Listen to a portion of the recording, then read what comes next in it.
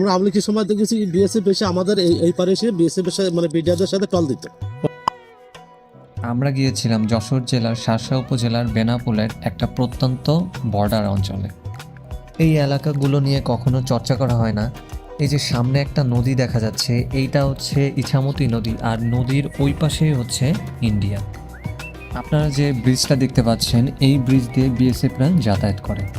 এই অঞ্চলগুলো সচরাচর যাতায়াত করা মানা, এবং যারা এলাকার লোকজন তারা এখানে হচ্ছে কৃষিকাজ করে থাকেন, এবং বহিরাগতদের খুব একটা এখানে আনাগোনা নেই বললেই চলে।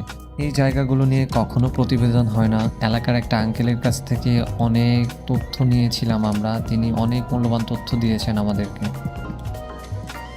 ওই যে নদী দেখা যাচ্ছে, এটা হচ্ছে ইছামতি নদী।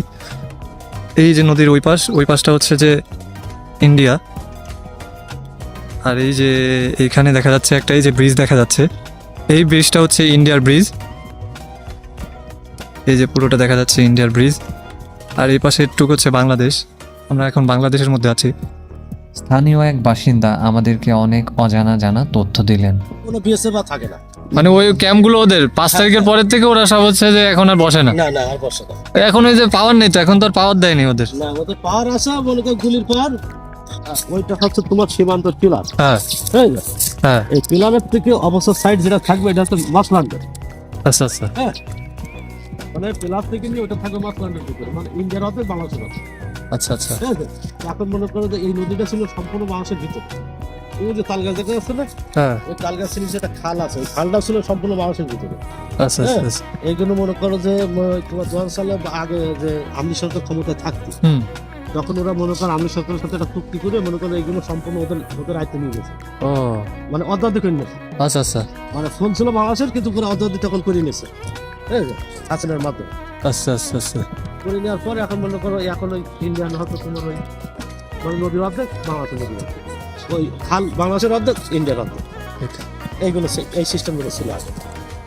কিন্তু 5 তারিখের পর থেকে মনে করো বিএসএফ এ বসার আসে। আসবে না তো, আসলে তো এখন ধরা গেল।